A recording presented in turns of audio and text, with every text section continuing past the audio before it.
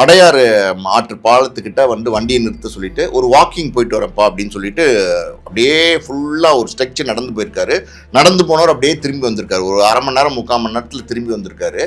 ஆள் கொஞ்சம் டல்லாக தான் இருந்திருக்காரு. திரும்பி வந்தவர் பார்த்தீங்கன்னா டிரைவர்கிட்ட வண்டி எடுப்பா அப்படின்னு சொல்லிட்டு வண்டியோட டோரை திறந்துருக்காரு. திறந்து ஏற போனவர் கொஞ்சம் இருப்பா அப்படின்னு சொல்லிட்டு மறுபடியும் டோரை சாத்திட்டு அப்படி போனவர் பார்த்தீங்கன்னா இந்த தடுப்பு சுவர் இருக்கும்ல பாலத்தில், அதில் பார்த்தீங்கன்னா டகார்னு ஏறி இருக்காரு. டிரைவர் பார்த்த ஷாக் ஆயிருக்காரு. என்ன சார் இது மேலே ஏறிட்டாரு அப்படின்னு. அது யோசிக்கிற அந்த செகண்ட்னு சொல்லுவாங்கள்ல, அதுக்குள்ளே இப்போ 2 நாளைக்கு முன்னாடி பார்த்தீங்கன்னா ஒரு பிரபல தனியார் மருத்துவமனைக்கு ஒரு மருத்துவ பரிசோதனைக்காண்டி ராஜன் சார் போயிட்டு வந்ததா ஒரு தகவல் இருக்கு. ஒரு விஷயம் என்ன அப்படின்னா, ராஜன் சார் சினிமா துறையில் இருக்கிற பல தயாரிப்பாளர்களுக்கு ஃபைனான்ஸ் பண்ணியிருக்காரு. பெரிய லெவலில் ஃபைனான்ஸ் பண்ணியிருக்காரு. கோடிகளில் ஃபைனான்ஸ் பண்ணியிருக்காரு. சில பணங்கள் அவருக்கு குறிப்பிட்ட நேரத்தில் திருப்பி வரல அப்படிங்கிற ஒரு தகவலும் இருக்குது. ராஜன் சாருக்கு ஒரு மகள் இருக்காங்க, விஜி அவங்க பேர். அவங்க ரொம்ப செல்லம், ராஜன் சாருக்கு ரொம்ப செல்லம். விஜயுடைய கணவர், அதாவது ராஜன் சாருடைய மருமகன் ஒரு 6 மாதத்துக்கு முன்னாடி இதே மாதிரி தான் சூசைட் பண்ணி தற்கொலை பண்ணி தான் இறந்து போனார். ஸோ இதெல்லாம் அவருடைய குடும்பம், அது குடும்பத்துக்குள்ளே ஏதாவது மன வருத்தங்கள் இருந்துச்சா, மனக்கசப்புகள் இருந்துச்சா அப்படின்னு நமக்கு தெரியல. பட் தனியாக இருந்தாருங்கிறது மட்டும் நம்ம சொல்ல முடியும். சார் வணக்கம். சார் வணக்கம். பிரபல தயாரிப்பாளர், மேடை பேச்சுகளில் தனக்கு என்ன தோணுதோ அதை வெளிப்படையாக பேசக்கூடியவர், அந்த வெளிப்படை பேச்சுகளாலே பல முறை சர்ச்சைகளில் சிக்கக்கூடியவர் ராஜன் அவர்கள் தற்பொழுது தன்னோட உயிரை மாய்த்து கொண்டார் அப்படிங்கிற செய்தி பெரிதளவில் பேசப்பட்டு வருது. பெரும் சோகத்தை திரைத்துறையினருக்கு ஏற்படுத்தியிருக்கிறது. இவ்வளோ போல்டான மனுஷன் என்ன காரணத்தினால இப்படி பண்ணியிருக்க போகிறாரு அப்படிங்கிறத சொல்கிறாங்க. பல்வேறு விசாரணையும் தொடங்கியிருக்குன்னு சொல்கிறாங்க. என்ன நடந்தது சார்? ஏன் இந்த முடிவு? என்ன நடந்துச்சு? நீங்கள் சொன்ன மாதிரி பார்த்தீங்கன்னா ரொம்ப தைரியமான ஒரு ப்ரொடியூசர் ராஜன் சார். எல்லா விஷயங்களுக்கும் தைரியமாக ஃபேஸ் பண்ணுவார். எல்லா விஷயங்களையும் போராளி. உண்மையாலும் சொல்லப்போனால் ராஜன் சார் ஒரு போராளி. இன்றைக்கி திடீர்னு பார்த்தீங்கன்னா இப்போ ஒரு மணி நேரத்துக்கு முன்னாடி ராஜன் சார் அடையார் ஆற்றில் குதித்து தற்கொலை பண்ணிக்கிட்டாருன்னு கேள்விப்பட்டேன். ரொம்ப ஷாக்கிங். உண்மையாலுமே பார்த்தீங்கன்னா என்னது இது உண்மையான செய்தியாக பொய்யா அப்படின்னு சொல்லி யூடியூப்பில் எல்லாத்தையும் சினிமா துறையினர்கிட்ட ஃபோன் பண்ணி விசாரித்தா உண்மை தான் அப்படின்னு சொல்கிறாங்க. என்ன சொல்கிறாங்க அப்படின்னா, அதாவது சாயந்தரம் ஒரு 4-4:30 மணி சுமார் பார்த்தீங்கன்னா டிரைவர் வண்டி ஓட்டிகிட்டு போயிருக்காரு. அடையாறு ஆற்று பாலத்துக்கிட்ட வண்டியை நிறுத்த சொல்லிட்டு ஒரு வாக்கிங் போயிட்டு வரப்பா அப்படின்னு சொல்லிட்டு அப்படியே ஃபுல்லாக ஒரு ஸ்ட்ரெச் நடந்து போயிருக்காரு. நடந்து போனவர் அப்படியே திரும்பி வந்திருக்காரு. ஒரு அரை மணி நேரம் 3/4 மணி நேரத்தில் திரும்பி வந்திருக்காரு. ஆள் கொஞ்சம் டல்லாக தான் இருந்திருக்காரு. திரும்பி வந்தவர் பார்த்தீங்கன்னா டிரைவர்கிட்ட வண்டி எடுப்பா அப்படின்னு சொல்லிட்டு வண்டியோட டோரை திறந்துருக்காரு. திறந்து ஏற போனவர் கொஞ்சம் இருப்பா அப்படின்னு சொல்லிட்டு மறுபடியும் டோரை சாத்திட்டு அப்படி போனவர் பார்த்தீங்கன்னா இந்த தடுப்பு சுவர் இருக்கும்ல பாலத்தில், அதில் பார்த்தீங்கன்னா டகார்னு ஏறி இருக்காரு. டிரைவர் பார்த்த ஷாக் ஆயிருக்காரு. என்ன சார் இது மேலே ஏறிட்டார் அப்படின்னு. அது யோசிக்கிற அந்த செகண்ட்னு சொல்லுவாங்கள்ல, அதுக்குள்ளே குதிச்சிட்டார். ஒரு டிரைவர் கதவை திறந்து இறங்கி சார் சார் சார் சார்னு எட்டி பார்த்துருக்காரு. பார்த்தீங்கன்னா அவர் குதிச்சிட்டாரு. அங்கே இருந்தவங்கெல்லாம் கூட்டம், மாலை நேரமில் அங்கே உள்ளவங்கலாம் கூடி என்னாச்சுன்னா ராஜன் சார் அப்படின்னோன்னா இம்மீடியட்டாக பார்த்தீங்கன்னா தீயணைப்பு படையினருக்கெலாம் தகவல் சொல்லி உடலை மீட்டுட்டாங்க. உடல் இப்போ பார்த்தீங்கன்னா ராயப்பேட்டா ஹாஸ்பிட்டலில் இருக்குது. சினிமா துறையினர் பலர் இன்றைக்கி ராயப்பேட்டா ஹாஸ்பிட்டலில் பிரபலமான தயாரிப்பாளர்கள்லாம் போயிருக்கிறாங்க. அவங்க குடும்பத்தினர் வந்திருக்காங்க. ஸோ விசாரணை எதனால் ராஜன் சார் இறந்தார், இந்த மாதிரி தற்கொலை பண்ணிக்கிட்டார் அப்படிங்கிற விசாரணை இப்போ போயிட்டுருக்கு. போலீஸ் விசாரணை நடந்துட்டுருக்கு. சரியான காரணங்கள் தெரியவில்லை. ஆனால் எனக்கு தெரிஞ்ச ஒரு தரவுகள் என்ன அப்படின்னா, ஒரு சில மாதங்களாக ராஜன் சார் ரொம்ப டல்லாக இருந்ததாக சொல்கிறாங்க. அது உண்மைதான். எப்படின்னா எங்கள் அப்பாவுக்கு ராஜன் சார் ரொம்ப நெருங்கிய பழக்கம். எப்போவுமே அப்பா மேலே பெரிய மரியாதை வச்சுருப்பார். அண்ணன் தான் கூப்பிடுவார். ஸோ நான் எப்பயாவது ராஜன் சாரை நேராக பார்க்குற சந்தர்ப்பம் ஏற்பட்டால் என்னை கட்டி பிடிச்சி பேசுவார். அதாவது வாடா நல்லா இருக்கியா, அண்ணன் பையன் வாடா அப்படின்னு சொல்லி அந்தளவுக்கு ஒரு உரிமையாக பேசுவார். சூளம் பாஸ்கர் அண்ணன் பையன் அப்படின்னு பக்கத்தில் இருக்கவங்ககிட்ட எல்லாம் அறிமுகப்படுத்துவார். ஸோ வழக்கமாக ஒரு உற்சாகமாக இருக்கும் அவருடைய பேச்சு. அவர் என்ன ரிசீவ் பண்ணுறது எல்லாமே. ஒரு மாதத்துக்கு முன்னாடி பார்த்தீங்கன்னா நுங்கம்பாக்கத்தில் ஒரு பிரபலமான ஹோட்டல், ரொம்ப நாளாக அந்த ஹோட்டலில் தான் தங்கியிருக்காரு. அந்த ஹோட்டல் பேர் வேண்டாம். அங்கே வேற ஒரு வேலையாக நான் போயிருக்கும்போது ராஜன் சார் பார்த்தீங்கன்னா அந்த ரிசப்ஷன் வரவேற்பறையில் உட்காந்துருந்தார். நான் பக்கத்தில் போனேன். போய் அண்ணன் நல்லா இருக்கீங்களா அப்படின்னு கேட்டேன். ஒரு மாதிரி எப்போவுமே உற்சாகமாக இருக்கக்கூடிய அவர் பெருசாக உற்சாகமாக இல்லை. தம்பி நல்லா இருக்கீங்களா அப்படின்னு மட்டும் என்கிட்ட பேசினார். நல்லா இருக்கேண்ணே, நீங்கள் எப்படி இருக்கீங்க அப்படின்ற மாதிரி கேட்டேன். நல்லா இருக்கேன் தம்பி அப்படின்னாரு. எந்திரிக்க கூட இல்லை. என்னடா இது ரொம்ப டல்லாக இருக்காரு அப்படின்னு சொல்லிட்டு சரிண்ணே அப்படின்னு சொல்லிட்டு நான் கிளம்பிட்டேன். அதுதான் நான் கடைசியாக அவரை பார்த்தது. இப்போ 2 நாளைக்கு முன்னாடி பார்த்தீங்கன்னா ஒரு பிரபல தனியார் மருத்துவமனைக்கு ஒரு மருத்துவ பரிசோதனைக்காண்டி ராஜன் சார் போயிட்டு வந்ததாக ஒரு தகவல் இருக்குது.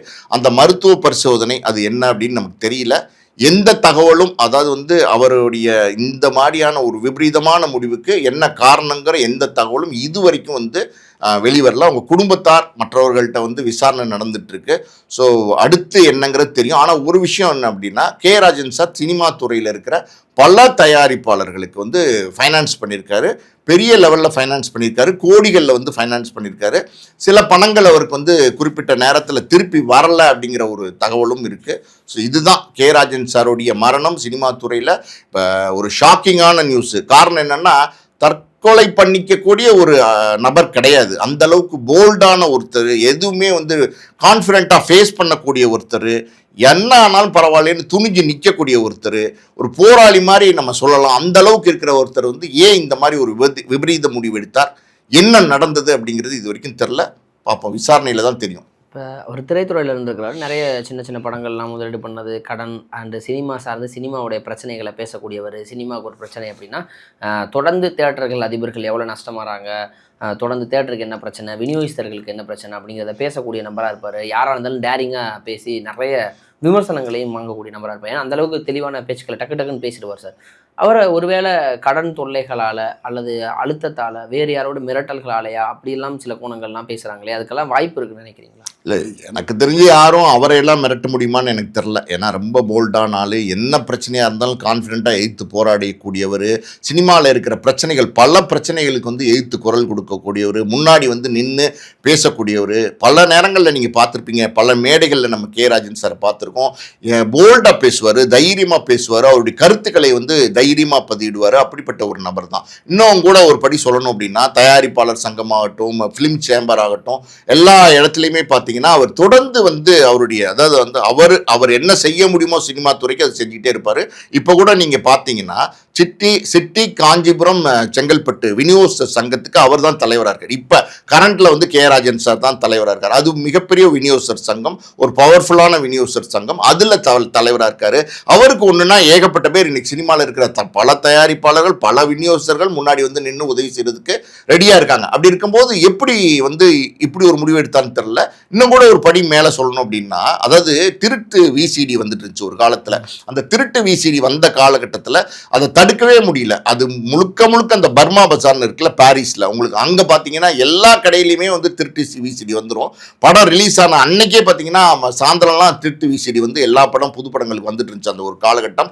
அதை தடுக்கிறது பெரிய சவாலாக இருந்துச்சு. அரசாங்கத்திட்ட புகார் பண்ணி எல்லாம் பண்ணி கூட அதை தடுக்கிறதுங்கிறது பெரிய சவாலாக இருந்துச்சு. அந்த நேரத்தில் கமலஹாசனுடைய ஒரு படம், அது பேர் எனக்கு சரியா தெரியல, அந்த படத்துக்கு வந்து பார்த்தீங்கன்னா ராஜன் சார் வந்து நேரடியாகவே போனார், பர்மா பஜார் போனார். ஒரு ஆட்களை கூட்டிட்டு போய் தைரியமா பார்த்தீங்கன்னா அங்க இருக்கிற அந்த பர்மா பஜார் கடையில் இருக்கிற திருட்டு விசிடிகளை வந்து கைமுதல் படுத்தினாரு, பெரிய போராட்டம் நடத்தினாரு. ஸோ அந்த நேரத்தில் வந்து இந்த மாதிரி பண்ணார் அப்படின் போது அது பெருசாக பரபரப்பாச்சு. ஏன்னா வந்து பார்த்தீங்கன்னா ஒரு பப்ளிக்கில் பகலில் ஒரு 11 மணி சுமார் வந்து பாரிஸ்லாம் போய் ஒரு விஷயம் பண்ணும்போது அது பேசப்பட்டது. அன்னைக்கு வந்து கைது செய்யப்பட்டார், ராஜன் அவர்கள் கைது செய்யப்பட்டார். அதை பற்றி கூட அவர் கவலைப்படல, எதை பற்றி அவர் கவலைப்படல, துணிஞ்சு அவர் செய்ய வேண்டிய செஞ்சார். ஆனால் அந்த நேரத்தில் கமலஹாசன் அவர்கள் அவரை ஜாமீனில் எடுக்கிறதுக்கோ இல்லை அவருக்கு வேறு ஏதோ சட்ட உதவி செய்கிறதுக்கோ முன் வரல. கமலஹாசனுக்காண்டி தான் போனார், ஆனால் முன் வரல கமலஹாசன் அப்படின்னு. கடைசி வரைக்கும் பார்த்தீங்கன்னா கமலஹாசன் மேலே ஒரு கோவத்தோடையே தான் ராஜன் சார் இருந்தார். ஸோ ராஜன் சார் அப்படின்னா ஒரு தைரியமான ஆள் அப்படிங்கிற அடையாளம் சினிமா துறையில் இருக்குது.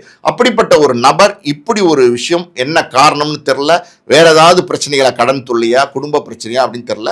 ஒரு விஷயம் மட்டும் நம்ம சொல்லலாம், நீண்ட காலமாக பார்த்தீங்கன்னா அவர் குடும்பத்திலேருந்து தனியாக தான் வந்து நுங்கம்பாக்கத்தில் ஒரு பிரபல ஹோட்டலில் தான் ஒரு பல வருடங்களாக தங்கிட்டு இருக்காரு. ஸோ ஐஸ்வரி கணேசன் இருக்கார் இல்லையா, நம்ம வேல்ஸ் இன்டர்நேஷனல், அவருக்கு ஒரு நெருங்கிய உறவினர். குடும்பத்தில் சில மனக்கசப்புகளால் தனிமையில் தான் இருந்தார். அப்போ ஆமாம், தனிமையில் தான் இருந்தார். நுங்கம்பாக்கத்தில் ஒரு பிரபல ஹோட்டலில் அவருக்குன்னே ஒரு ரூம் எடுத்து அந்த ரூமில் தான் வந்து ரொம்ப வருஷங்களாக இருந்துட்டு இருந்தார்.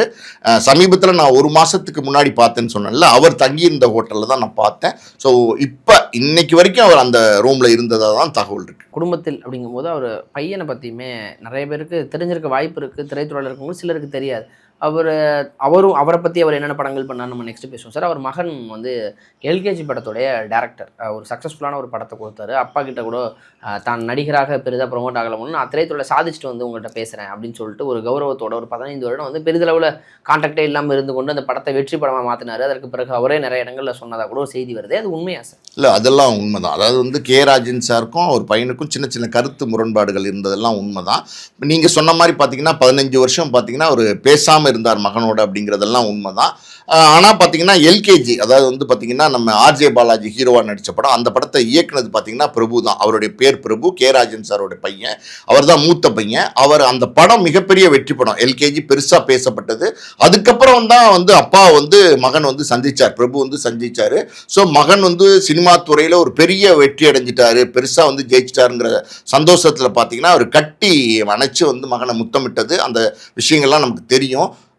அதாவது எப்படின்னா கே ராஜன் சாருடைய குடும்பம் அப்படின்னு நீங்கள் எடுத்துக்கிட்டிங்கன்னா அவருக்கு வந்து பார்த்தீங்கன்னா 3 ஆண் மகன்கள். ஒருத்தர் வந்து பிரபு, ஒரு மூத்த மகன். இன்னொருத்தர் வந்து சுரேஷ்ன்றவர் வந்து பார்த்தீங்கன்னா நடுநிலை அப்படின்னு ஒரு பத்திரிகையை வந்து அவர் ஆசிரியராக நடத்திட்டு வராரு, இன்னமும் நடத்திட்டு வராரு. அதில் வந்து கே ராஜன் சார் வந்து பார்த்தீங்கன்னா கௌரவ ஆசிரியராக இருக்காரு. இன்னொரு பக்கம் பார்த்தீங்கன்னா கணேஷ்னு ஒரு மகன் இருக்காரு. ஸோ இது இல்லாமல் பார்த்தீங்கன்னா கே ராஜன் சாருக்கு ஒரு மகள் இருக்காங்க, விஜி அவங்க பேர். அவங்க ரொம்ப செல்லம், கே ராஜன் சாருக்கு ரொம்ப செல்லம். விஜயுடைய கணவர், அதாவது வந்து கே ராஜன் சாருடைய மருமகன் வந்து ஒரு 6 மாதத்துக்கு முன்னாடி இதே மாதிரி தான் சூசைட் பண்ணி தற்கொலை பண்ணி தான் இறந்து போனார். ஸோ இதெல்லாம் அவருடைய குடும்பம், அது குடும்பத்துக்குள்ளே ஏதாவது மன வருத்தங்கள் இருந்துச்சா, மனக்கசப்புகள் இருந்துச்சா அப்படின்னு நமக்கு தெரியல. பட் தனியாக இருந்தாருங்கிறது மட்டும் நம்ம சொல்ல முடியும். மற்ற விஷயங்களையும் நம்ம ஊர்ஜிதப்படுத்தி சொல்ல முடியல. விசாரணை நடந்துட்டுருக்கு. கொஞ்ச நேரத்தில் என்ன ஏதுங்கிறது தெரிய வரும். Okay sir. எனிவேஸ், இது ஒரு இழப்பு. திரைத்துறைக்காக தொடர்ந்து குரல் கொடுத்த ஒரு நபருடைய இழப்புங்கிறது திரைத்துறைக்கு மட்டும் மிகப்பெரிதளோட இழப்பு தான், மற்றவர்களுக்கு ஒரு பெரிய இழப்பாக தான் பார்க்கப்படுது. நிச்சயமாக அவர் அந்த ஒரு முடிவை எடுத்துருக்கக்கூடாது அப்படின்னு தான் எல்லாருமே இருப்பாங்க சார். இவர் திரை பயணம் எங்கேருந்து சார் ஆரம்பிக்குது? இப்போ உங்களுடைய தந்தைக்கும் கூட மிகப்பெரிய அளவில் ஒரு நெருங்கிய நட்பில் இருந்தாருன்னு சொல்கிறீங்க. இப்போ நிறைய முறை நீங்கள் பார்த்துருக்கக்கூடும், பேசியிருக்கக்கூடும், நிறைய அவருடைய திரைப்படங்கள்லாம் நீங்கள் ஃபாலோ பண்ணியிருப்பீங்க. இன்றைக்கி இருக்க ஜென்ரேஷன்ஸ்க்கு தெரியாது, ஸ்டேஜில் பேசுகிறாரு, ஏதோ தேட்டருக்காக பேசுகிறாரு அப்படி தான் நினச்சிருப்பாங்க. அவருமே நிறைய படங்கள் நடிச்சிருக்கிறாரு, இயக்கி தயாரிச்சிருக்காரு அப்படின்னு பல்வேறு செய்திகள் வருது இல்லை? அவருடைய திரை பயணம் குறித்து சொல்லுங்க சார். ஆமா, கே ராஜன் சாருக்கும் அப்பாவுக்கும் ரொம்ப நெருங்கிய ஒரு உறவு இருந்துச்சு, நட்பு இருந்துச்சு. அது என்ன அப்படின்னா, முதல்ல வந்து கே ராஜன் சார் நடிச்ச ஒரு படம் அப்படின்னா அது சூளம் அப்படிங்கிற படம் தான். அது அப்பா வந்து டைரக்ட் பண்ணி தயாரித்த படம். கிட்டத்தட்ட 1980 பார்த்தீங்கன்னா கே ராஜன் சார் வந்து தமிழ் ஆசிரியராக இருந்துட்டு இருந்தார். அரசு பள்ளிக்கூடத்தில் தமிழ் ஆசிரியராக ஒர்க் பண்ணிட்டு இருந்தார். அந்த காலகட்டத்திலே வந்து கே ராஜன் சாருக்கு வந்து சினிமா ஆர்வம் இருந்துச்சு. அதனால் அப்பா வந்து கே ராஜன் சார் வந்து பார்த்து இந்த மாதிரி வந்து உங்களுடைய படத்தில் வந்து நான் உதவியாளராக வேலை பார்க்கணும், நான் தமிழ் ஆசிரியராக வேலை பார்க்குறேன் அப்படின்னு சொன்னப்போ அப்பா சொல்லியிருக்கார் கே ராஜன் சார்கிட்ட. என்ன கே ராஜன் சார் அப்பாவோட வயசில் கம்மி, என்ன சார் நீங்கள் வந்து தமிழ் ஆசிரியராக இருக்கிறீங்க, சினிமா ரொம்ப ஆபத்தான தொழில், எதுக்கு இதில் வரணும்னு ஆசைப்படுறீங்க, வேண்டாமே அப்படிங்கிற மாதிரி அட்வைஸ் பண்ணியிருக்காரு. அப்போ ராஜன் சார் சொல்லியிருக்காரு, இல்லை எனக்கு ஏதாவது ஒரு வாய்ப்பு கொடுங்க அப்படின்னும் போது அந்த நேரத்தில் உதவியாளர்கள் இருந்தாங்க அந்த படத்துக்கு. அதனால் அப்பா என்ன சொல்லியிருக்காரு, தமிழ் ஆசிரியராக இருக்கிறீங்க, காப்பி ரைட் பண்ணுறீங்களா, அதாவது வந்து டயலாக்லாம் எழுதுவாங்கல்ல, ரஃபாக எழுதுகிற டயலாக்லாம் காப்பி பண்ணி தரது பண்ணுறீங்களா அப்படின்னு கேட்டிருக்காரு. சரி பண்ணுறேன் அப்படின்னு சொல்லியிருக்காரு. அந்த படத்துக்கு வந்து ஒரு காப்பி ரைட்டராக வந்து வேலை பார்த்தார். சூளம்ங்கிற படத்துக்கு 1980 வந்தது. அதுக்கப்புறம் அந்த படத்தினுடைய ஷூட்டிங் வந்து மைசூரில் நடந்தது. மைசூரில் நடந்தப்ப அப்பாவுடைய கூட வந்து கே ராஜன் சார் போயிருந்தார். 30 நாள் மைசூரில் நடந்த படப்பிடிப்பில் அப்பாவுடைய கூடவே வந்து கே ராஜன் சார் வந்து உதவியாக இருந்திருக்கிறார். அதாவது உதவி இயக்குனராக இல்லை, உதவியாக இருந்திருக்கார். கூடமாட எல்லாமே பண்ணிட்டு உதவியாக இருந்திருக்காரு. அப்படி வந்து பார்த்தீங்கன்னா ஒரு காட்சி, அது வந்து பார்த்தீங்கன்னா போட்டில் வந்து போகணும் கடலில். அந்த அந்த ஒரு ஊர் தலைவராக அந்த காட்சி. அதுக்கு ஒரு நடிகர் நடிக்க வர வேண்டியது சென்னையிலேருந்து. அன்னைக்கு ஒரு பிரபல நடிகரை புக் பண்ணியிருந்தாங்க. ஆனால் அந்த நடிகர் வந்து அந்த குறித்த நேரத்துக்கு வரல அப்படின்னும் போது யாரை போட்டு இந்த காட்சி எடுக்கிறதுன்னு யோசிக்கும் போது கே ராஜன் சாரே வந்து அப்பாட்ட வந்து கேட்டிருக்காரு, அண்ணா இந்த காட்சியில் நான் நடிக்கட்டுமா அப்படின்னு கேட்டிருக்காரு. அப்படியா, சரி நடிங்க அப்படின்னு சொல்லிட்டு அந்த படத்தில் தான் வந்து கே ராஜன் சார் வந்து நடிச்சிருந்தாரு. ஸோ அதுதான் அவருடைய முதல் படம், முதல்ல நடித்தது. அதுக்கப்புறம் அப்பாவுக்கும் கே ராஜன் சாருக்கும் ஒரு தொடர்புகள் பெருசாக இல்லை. அந்த காலகட்டத்தில் பார்த்தீங்கன்னா 1983 பார்த்தீங்கன்னா பிரம்மச்சாரிகள் அப்படின்ற ஒரு படத்தை வந்து கே ராஜன் சார் தயாரித்தார். அதுக்கப்புறம் வந்து பார்த்தீங்கன்னா டபுள்ஸு, அவள் பாவம், இப்படி சில படங்களை வந்து கே ராஜன் சார் வந்து தயாரித்தார். அது இல்லாமல் பார்த்தீங்கன்னா எங்கள் ஊர் மாரியம்மா, உணர்ச்சிகள் அப்படிங்கிற படங்களை வந்து கே ராஜன் சார் வந்து டைரக்ட் பண்ணார். அதுக்கப்புறம் அதுக்கப்புறம் பார்த்தீங்கன்னா தங்கமான தங்கச்சி, சின்ன பூவை கில்லாதே அப்படிங்கிற படங்களுக்கு வந்து அவர் வந்து வசனம் எழுதியிருக்காரு, கதை வசனங்கள் எழுதியிருக்கிறாரு. ஸோ திரைப்பயணம் அப்படின்னும் போது ராஜன் சார் வந்து நீண்ட காலமாக வந்து திரைத்துறையில் இருக்கார். எனக்கு தெரிஞ்சு நான் சொன்ன மாதிரி பார்த்தீங்கன்னா 1980 தொடங்கின பயணம் கிட்டத்தட்ட பார்த்தீங்கன்னா 46 வருஷம் நினைக்கிறேன். 46 வருஷமாக தொடர்ந்து சினிமா துறையில் உள்ள பல விஷயங்களுக்கு வந்து ராஜன் சார் வந்து போராடி இருக்கிறாரு. இன்னொரு சிறப்பாக ஒரு சில விஷயங்கள் சொல்லணும் அப்படின்னா, அதாவது வந்து ராஜன் சார் அது பொன்னாடை போத்துவாங்கல்ல, இந்த ஆடம்பரமான பொன்னாடை, அது வந்து போத்துற கல்ச்சரை வந்து சினிமாவிலேருந்து அழிச்சது வந்து ராஜன் சார் தான். பொன்னாடை போத்த வரும்போது அவர் வந்து என்ன சொல்லியிருக்காரு அப்படின்னா, இந்த மாதிரி பொன்னாடை வந்து நீங்கள் போத்தாதீங்க, எங்கேயோ குஜராத்லேருந்து யாரோ தயாரித்து கொண்டு வர பொன்னாடை எதுக்கு வந்து போத்துறீங்க, ஆடம்பரமான ஒரு இது தேவை, அது எதுக்குமே பயன்படுறதில்லை, ஒரு தலை தோட்டுறது கூட அது வந்து பயன்படுறதில்லை. அதனால் வந்து நம்ம வந்து கதர் ஆடைகளை கொண்டு வாங்க, துண்டு மாதிரியான விஷயங்களை போத்துங்க, நம்ம தொழிலாளர்களுக்கு வந்து வேலை கொடுங்கன்னு சொன்னப்ப இன்னைக்கு வரைக்கும் பார்த்தீங்கன்னா சினிமா துறையில் விழாக்கள்ல எல்லாம் பார்த்தீங்கன்னா பொன்னாடை போத்துற கல்ச்சர் வந்து குறைஞ்சிருச்சு. எல்லாருமே வந்து துண்டு போத்த ஆரம்பிச்சிட்டாங்க. ஸோ இதை வந்து அப்படி சொல்றது கொண்டு வந்த அந்த விழிப்புணர்வை கொண்டு வந்தது ராஜன் சார் தான். இப்படி நிறைய விஷயங்கள் ராஜன் சாரை பற்றி சொல்லிக்கிட்டே போகலாம். அற்புதமான மனிதர். ஆனால் பார்த்தீங்கன்னா என்ன நடந்ததுன்னு தெரியாத ஒரு ஆச்சரியம், இந்த இழப்பு ஒரு பெரிய ஆச்சரியமான ஒரு இழப்பாக எல்லாரும் பார்க்குறாங்க. எனிவேஸ் திரைத்துறைக்கு ஒரு பேரிழப்பாகத்தான் இதை பார்க்கணும். என்ன நடந்தது அப்படின்னு இப்போ வரையும் தெரியலை. எனிவேஸ் விசாரணையின் முடிவில் தெரிய வரும்னு நினைப்போம். ஒரு நீங்கள் சொன்ன மாதிரி சினிமாவுக்கு போராளி மாதிரி சினிமாவில் ஒரு பிரச்சனை அப்படின்னா முதல் ஆளாக குரல் கொடுக்கக்கூடிய நபராகத்தான் நாம் சமூக வலைதளங்களில் இன்றைய ஜென்ரேஷன் பார்த்துருப்போம். பேட்டிக்காக கூட நம்ம அவரிடம் நிறைய முறை பேசியிருக்கிறேன் சார். எனிவேஸ் அவருடைய ஆன்மா சாந்தி அடைய நம்ம பிரார்த்திப்போம் சார். நேரம் கொடுத்ததுக்கு நன்றி.